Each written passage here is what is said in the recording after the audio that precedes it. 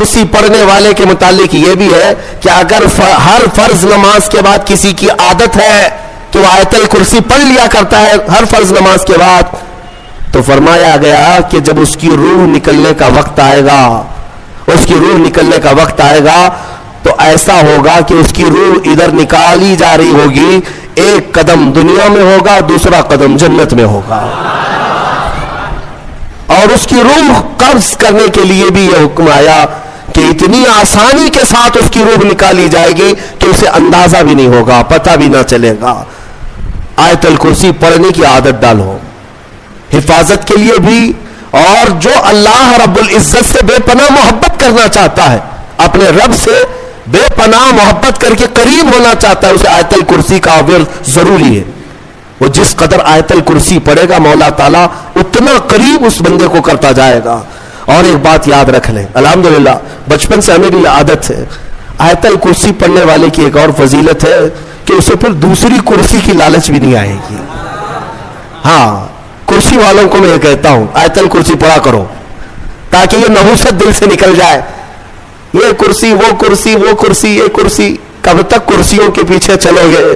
جس کے پاس آیت الکرسی ہو، جیسے دیکھو اجمیر کے خواجہ کی کرسی آج تک کوئی نہیں ہلاتا، کوئی نہیں ہلاتا، اور اس کرسی کے لیے کبھی الیکشن بھی نہیں ہوتا۔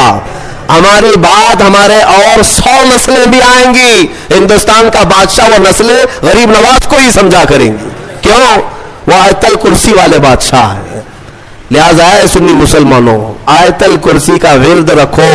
یہ کرسیوں کی لالچیں بھی بہت خطرناک ہوتی ہیں، بسا اوقات انسان کو کافر بنا دیتی ہیں، بسا اوقات انسان کو گمراہ کر دیتی ہیں۔ ہم نے دیکھا ہے اولیاء اکرام کی تعلیم میں، اولیاء اکرام جب کسی کی تربیت کرتے ہیں نا تصوف میں، تو تربیت میں سب سے پہلے وہ 2 چیزوں کو مارتے ہیں۔ پہلی چیز یہ ہے کہ کھانے میں لالچی نہ ہو، بہت زیادہ کھانا بند کر دو۔ اگر کسی ولی کے دربار میں تربیت لینا ہے تو پہلی تربیت وہ یہ کرتے ہیں کھانے پر کنٹرول، اور دوسری تربیت کسی بھی مقام، مرتبے، منصب اور کرسی کی لالچ ہرگز نہیں۔ کوئی عمل اس لیے نہیں کرے گا کہ مجھے یہ مقام ملے، دنیاوی منصب ملے۔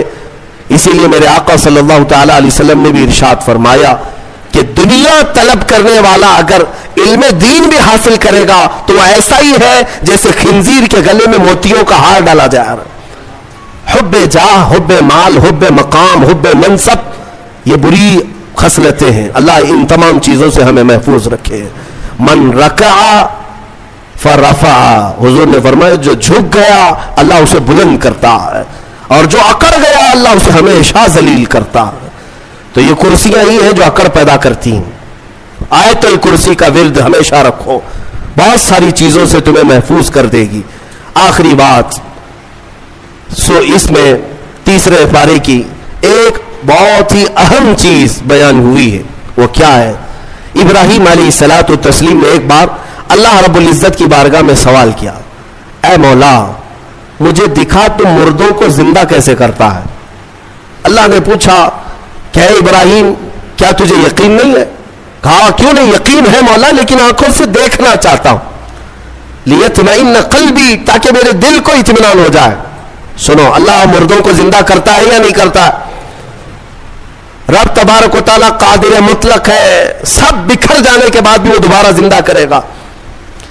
ہاں، کئی واقعات ہیں۔ حضرت عزیر علیہ السلام کا واقعہ بھی آج ہم نے تلاوت کیا۔ ایک نبی تھے اللہ کے، 33 سال کی عمر تھی، وہ اپنے خچر پر جا رہے تھے، ایک بستی کو دیکھا اجڑی ہوئی تھی، اجڑی ہوئی۔ انہوں نے یہ پوچھا اللہ کی بارگاہ میں کہ مولا یہ سب پوری بستی اجڑ گئی، یہاں نہ سبزے اگتے ہیں، نہ درخت، نہ پودے، کچھ نہیں، کیا پھر اس بستی کو تو دوبارہ زندہ کرے گا؟ تو حضرت عزیر علیہ السلام کو اسی وقت نیند لگ گئی، سو گئے۔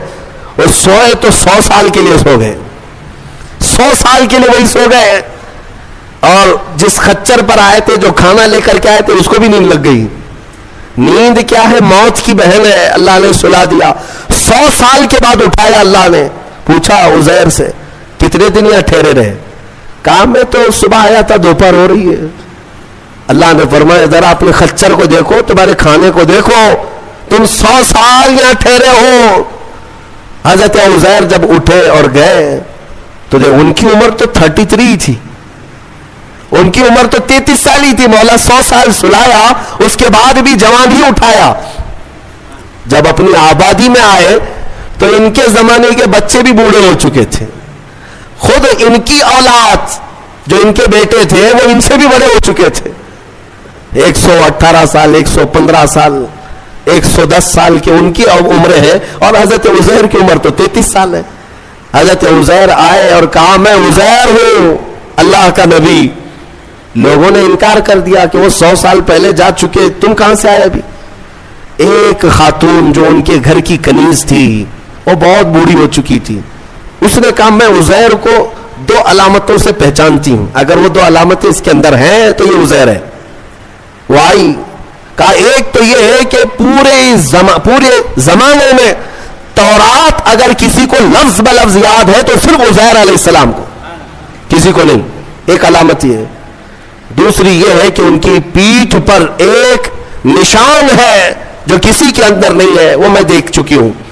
حضرت عزیر کو جب اس بوڑھی نے یہ کہا تو حضرت عزیر علیہ السلام نے لفظ بلفظ پوری سورہ تورات سنا دی, اور ان کی پیٹھ پر وہ نشان بھی باقی تھا. تو اس خاتون نے پکار کر کہا اے لوگوں, یہ اللہ کی قدرت ہے, یہی عزیر ہے جو 100 سال پہلے ہم سے بچھڑا تھا, آج مولا نے 100 سال بعد دوبارہ اسے ہمارے ہاں اٹھا کر لایا ہے. یہ واقعہ کیوں پیش آیا؟ یہ ان منکرین کو بتانے کے لیے جو یہ سمجھتے ہیں کہ موت کے بعد پھر اللہ کسی کو نہیں اٹھا سکتا. اسی لیے کچھ لوگ جلا کر راکھ کرتے ہیں, کچھ لوگ چیل کووں کو کھلا دیتے ہیں کہ مرنے کے بعد پھر پکڑ نہیں ہونی چاہیے. یہ شراب کیوں پیتا تھا, چوری کیوں کرتا تھا, کوئی ڈنڈے مارنے والا نہ ہو, ہم تو اس کو جلا کے راکھ کر چکے. مولا قرآن میں بیان فرماتا ہے جو رب ایک پانی کے قطرے سے تمہیں انسان بنا سکتا ہے, تمہاری راکھ کو جمع کر کے دوبارہ تمہیں زندہ کیوں نہیں کر سکتا. وہ قادر مطلق ہے, دوبارہ اٹھائے گا. ہمارا عقیدہ کیا ہے؟ موت کے بعد ہم دوبارہ ہوں گے کہ نہیں ہوں گے, لیکن اس دنیا میں نہیں, پنیہ جنم نہیں. ہاں, یہ پنیہ جنم والا نہیں ہے. ہمارا جو عقیدہ ہے وہ یہ ہے کہ مریں گے یہاں, اٹھیں گے قیامت کے دن. قیامت سے پہلے پھر کسی کی آتما نہیں اٹھنے والی ہے, جس کی اٹھتی ہے وہ بیوقوف ہے. ہاں, وہ جو مشہور کرتے ہیں کہ اس کی آتما آئی, اس کی آتما آئی, کسی کی آتما نہیں آتی. ہاں, یہ بات یاد رکھیں, شیطان کھیلتا ہے, روحیں جا چکی, ایک بار نکل گئی تو اب قیامت کے دن دوبارہ زندہ ہوں. الحمدللہ ہمارا عقیدہ یہی ہے, اسلام کا عقیدہ. یہ ہم مرنے کے بعد عالم برزخ میں جاتے ہیں اور پھر مولا قیامت کے دن اٹھاتا ہے. اس سے پہلے ہمارا عقیدہ یہ نہیں کہ ہم مرنے کے بعد پھر کبھی چوہا بن کے اٹھیں گے, بلی بن کے اٹھیں گے, کتا بن کے اٹھیں گے. ہاں, اچھے کام کیا تھا تو اچھا بن کے دوسرے جنم میں پیدا ہوگا, برا کام کیا تھا تو کتا بن کے جنم لے گا. یہ نہیں ہے. الحمدللہ ہمیں اللہ نے انسان بنایا تھا, انسان ہی اٹھیں گے. ہاں, کتوں والا عقیدہ مت رکھو, چوہوں والا اور بلیوں والا عقیدہ مت رکھو. ہمارا یہ عقیدہ نہیں. جو بات میں عرض کر رہا تھا وہ ابراہیم علیہ السلام کی. ابراہیم علیہ السلام نے پوچھا رب سے تو کیسے زندہ کرتا ہے مرنے کے بعد؟ تو رب نے فرمایا کیا تجھے یقین نہیں؟ کہا یقین ہے, میں آنکھوں سے دیکھنا چاہتا ہوں. کہا ٹھیک ہے, 4 پرندے لے لو اور ان کو ذبح کرو, اور پھر ان کو قیمہ بنا دو, چاروں کا گوشت مکس کرو اور سب ملا کر کے 4 حصے کرو. ایک حصہ اس پہاڑ پر, دوسرا اس پہاڑ پر, تیسرا اس پہاڑ پر, چوتھا اس پہاڑ پر. 4 پہاڑوں پر گوشت رکھ کر کے آؤ, یہ مکس قیمے کا, اور پھر اپنی جگہ پر کھڑے ہو جاؤ, ان پرندوں کے نام لے کر کے بلاؤ. ابراہیم علیہ السلام کو یہ پروسیس کرایا گیا. ابراہیم علیہ السلام نے کیا کیا لیے؟ ایک کوا لیا, توجہ چاہتا ہوں, کیا لیا؟ کوا لیا. دوسرا مرغا لیا, تیسرا کبوتر, چوتھا مور. 4 پرندے لیے, کوا, مرغا, کبوتر, مور. 4 پرندے لیے اور چاروں کو ذبح کیا. پھر ان کا قیمہ بنایا, گوشت سب قیمہ بنا کر مکس کیا اور 4 حصوں میں 4 پہاڑوں پر رکھ کر آئے. پھر اپنی جگہ پر آ کر کے انہیں پکارا. اللہ کے حکم سے مرغا بھی آئے, کوا بھی آئے, کبوتر بھی آئے اور مور بھی آئے. خدا کی قدرت دیکھیں, وہ قیمہ ہوا میں اڑنے لگا اور جس جس پرندے کا جو گوشت تھا وہ اپنے اپنے جسم میں ملنے لگا. اور پھر ان کی جو منڈیاں تھی, منہ, وہ ابراہیم علیہ السلام کے پاس تھی. دھڑ صرف تنہا اڑتا ہوا آیا, اپنے اپنے منہ سے جڑ گیا اور اڑ کر چلے گئے. اللہ نے اپنی قدرت کا مشاہدہ اپنے نبی کو کروایا. ابراہیم علیہ السلام مردوں کو مولا کیسے زندہ کرتا ہے یہ نبی کو سامنے کر کے دکھایا گیا. لیکن صوفیہ اکرام کی بھی ایک تعلیم ہوتی ہے. میر عبد الواحد بلگرامی رضی اللہ عنہ سبع سنابل شریف کے مصنف فرماتے ہیں ابراہیم علیہ السلام کو یہ پروسیس کیوں کرایا گا, یہ 4 پرندے آپ نے کیوں لیے؟ صوفیہ کے جو نقطے ہوتے ہیں بڑے اہم ہوتے ہیں. میں نے 4 پرندے کہا, یاد ہے نا 4 پرندے؟ ہاں وہ ایسی ہی نہیں ہے کہ فارمیلٹی کے لیے میں نے آپ کے سامنے گنا دیے. توجہ, کوا, مرغا, کبوتر, مور, یہی 4 پرندے کیوں؟ ابراہیم علیہ السلام نے جو لیے. اولیاء کرام کی ایک جماعت کا کہنا یہ ہے کہ اصل میں ان پرندوں کی ایک خصوصیت ہے, ایک خصوصیت ہے. کوے کی خصوصیت ہے لالچ بہت ہوتی ہے اس کے اندر, لالچی بہت ہے, اس کا پیٹ کبھی نہیں بھرتا. ارے پورے مردے بھینسوں پر بیٹھتا ہے, اس کو ایسا لگتا ہے کہ پورا کھا جاؤں گا, لیکن ہوتا اتنا پیٹ ہے. لالچ ہے, بہت زیادہ لالچ. دوسرا پرندہ ہے مرغا. مرغے کے اندر شہوت بہت زیادہ ہے, شہوت, عورتوں کی خواہش. مرغا بہت زیادہ شہوتی ہوتا ہے, ہمیشہ مرغیوں کو دوڑاتا رہے, یہ شہوت اس کی خصلت ہے. تیسرا کبوتر. کبوتر کے اندر دوستی کرنے کی عادت بہت ہوتی ہے, جلدی دوست بنتا ہے. سارے پرندوں میں سب سے زیادہ مانوس ہونے والا پرندہ کبوتر ہے. ایک دن پال لو اس کے بعد رہ ہی جاتا ہے, دوستی کرنے والا پرندہ. چوتھا مور ہے. مور کی خصوصیت یہ ہے کہ وہ اپنے حسن کو دکھانے کا شوق بہت رکھتا ہے. 4 لوگ بھی کھڑے ہو گئے تو پورے پر کھول دے گا اور ناچتا ہے. ہے تو خوبصورت لیکن دکھانے کی خواہش زیادہ ہے, ریاکاری, اپنے حسن کا مظاہرہ کروانا, یہ مور کی عادت ہے. حضرت میر عبد الواحد فرماتے ہیں اے مسلمانوں, اللہ نے جو حکم کیا اپنے نبی ابراہیم کو, یہ 4 پرندے نہیں, کوا, مرغا, کبوتر, مور, یہ ذبح نہیں کیے, بلکہ ابراہیم علیہ السلام نے جو ذبح کیا وہ کیا ہے؟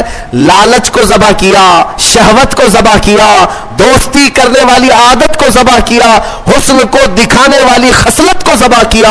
جب ان بری خصلتوں کو کوئی ذبح کرتا ہے تو مولا مردوں کو زندہ کرنے والی قدرت بھی دکھاتا ہے. یہ ہے اصل.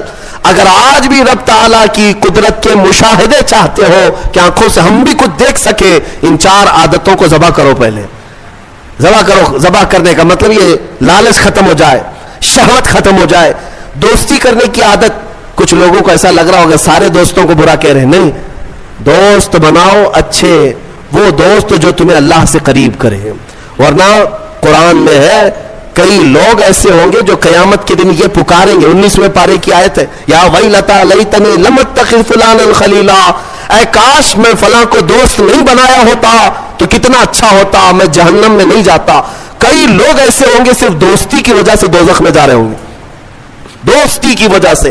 تم کیا سمجھتے ہو ارے غیرے سب سے دوستی کر لینا چاہیے؟ دوست اگر کسی کا برا ہے تو وہ تمہیں جہنم تک لے جا سکتا ہے. اسی لیے ہر ایرے غیرے نتھو خیرے سے دوستی مومن کی شان نہیں ہے. وہ دوستی بھی اس سے کرتا ہے جو اسے اللہ سے قریب کرے اور اپنے مصطفیٰ سے قریب کرے, وہ دوست ہے. اور حسن کے اظہار کی عادت یہ ریاکاری ہے. اس سے بھی اللہ تعالی ہم سب کی حفاظت فرمائے. میں سب آیتیں بیان کرتا جاؤں, رات نکلتی جائے گی. ویسے وقت کی قلت دامنگیر ہر دن رہتی ہے.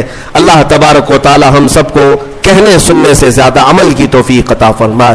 مولا قرآن کی تفسیر پر ہم سب کو عمل کی توفیق عطا فرمائے, اور ہمارے دلوں میں عشق مصطفیٰ اور حضور اکرم صلی اللہ علیہ وسلم کی محبت کا اور ان کی عزت کا پہرا دینے کی ہمیں توفیق عطا فرمائے. وآخر دعوانا ان الحمد للہ رب العالمین. السلام علیکم.